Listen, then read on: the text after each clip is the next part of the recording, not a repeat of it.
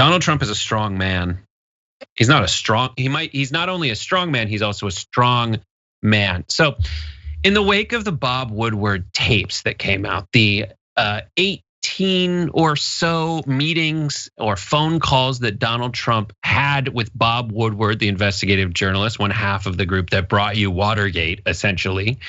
Trump has been in recovery mode from all that high-level mistake making. And so he has tried many in his very throw spaghetti against the wall and see what happens approach. He tried many reactions and explanations for why he downplayed coronavirus and essentially told everyone it would, quote, go away when it, quote, gets warm. And during a press conference, he said, I want to show a level of confidence. I want to show strength as a leader. I want to show our country is going to be fine one way or another. He then was asked why he lied, and he said, there's no lie here. What we're doing is we're leading. He said, insisting America is, quote, rounding the final turn of the pandemic, and the nation had done, quote, much, much better than the European Union in its response to the virus. So Ben, the new reason is I was trying to keep calm and I was trying to be strong. What are your thoughts? I'm speechless, to be honest with you, because 195,000 people are dead. Like it is fun to mock the fact that he clearly is not the president of calmness. He does like to cause a panic. He thrives on that. But the fact of the matter is his decisions here, his inaction and his politicization of COVID-19 has directly led to at least 160,000 people who did not have to die. Maybe there was 35,000 people in a pandemic that's novel that we could not have saved, but his actions directly led to that. And now he's trying to make excuses about it, which honestly makes a day like today, where we're trying to commemorate and remember the thousands of lives that were lost on 9/11. It just takes away from today, because we're not even mourning the 195,000 people who are freshly dead because of Trump. Right, roughly 2,000 people dead on 9/11, roughly 200,000 people dead from COVID. That's not tough math to do. That's 100 9/11s, and that's.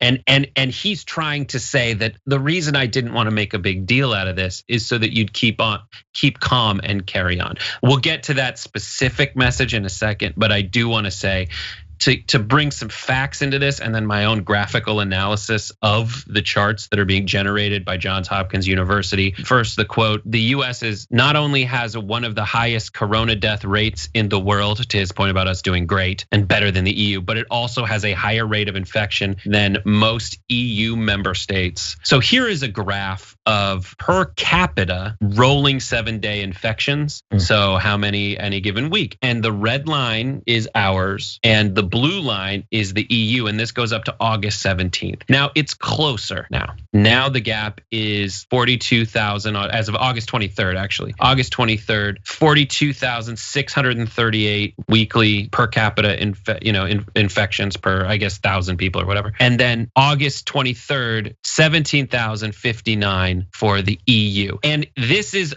much closer than it's been in a while. And I do want to highlight the gap between those two as Trump tries to claim credit for saying that it's coming closer. Oh, I've highlighted. This next graphic is me highlighting the failure gap.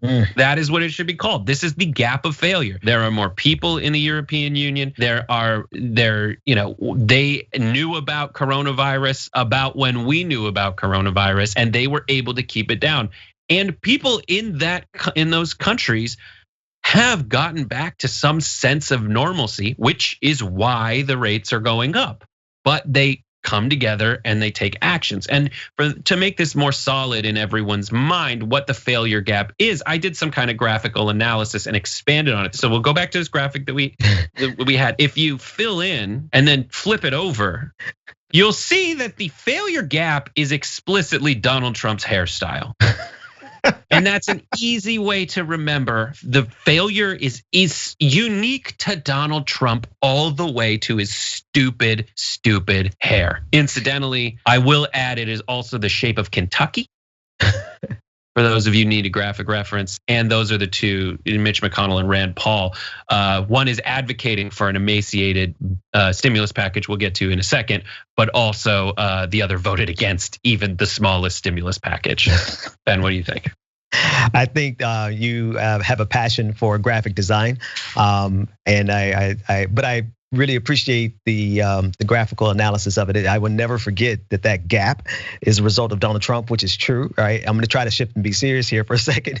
But it really is something. If Donald Trump is able to get away with the fact that he is responsible for so many deaths, if we can't hold him accountable for that, then we're not going to be able to hold any president accountable for anything ever again, because we're talking about 195,000 lives.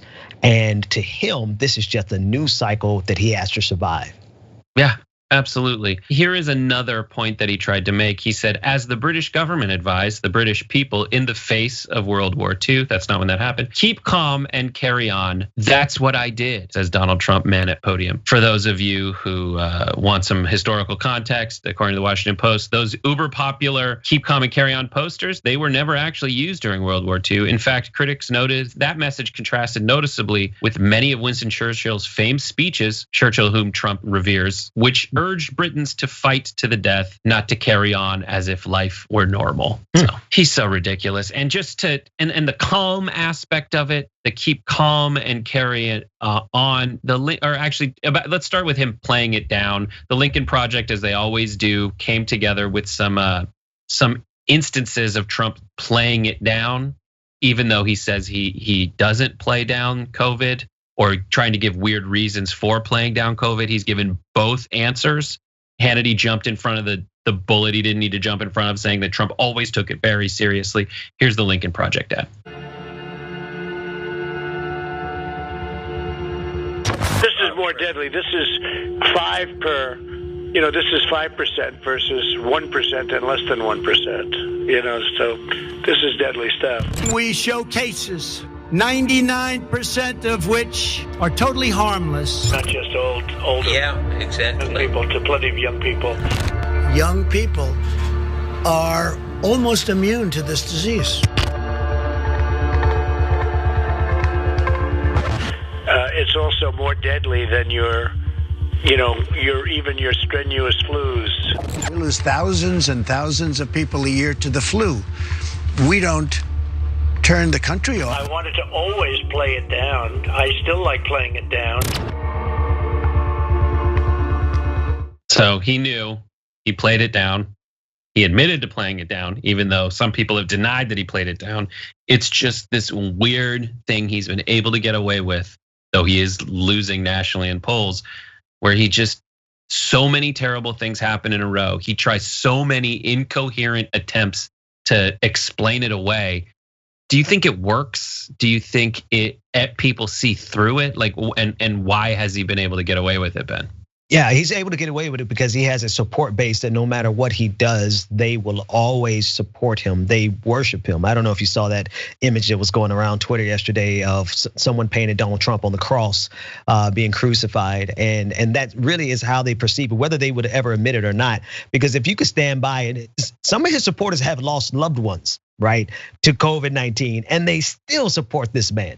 And so it's a level of absurdity and obsession and a cult of personality that is protecting him. And the question is like how small is that group? How far can it dwindle down? Because I feel like the closer the person is to them that dies from COVID-19, the more likely they would turn on Donald Trump, because it's this far. It is where it is because of Donald Trump. Yeah. He just tries to give folks reasons to blame other people, which blows my mind because he is the executive in charge. It's so crazy. And it's so stupid. For more political news, breakdowns, interviews, stories of activism, and me trying my hardest to care about the occasional big celebrity news story, subscribe to our YouTube channel at youtube.com/The Damage Report. And you can ring the bell wherever it is, so you don't miss anything.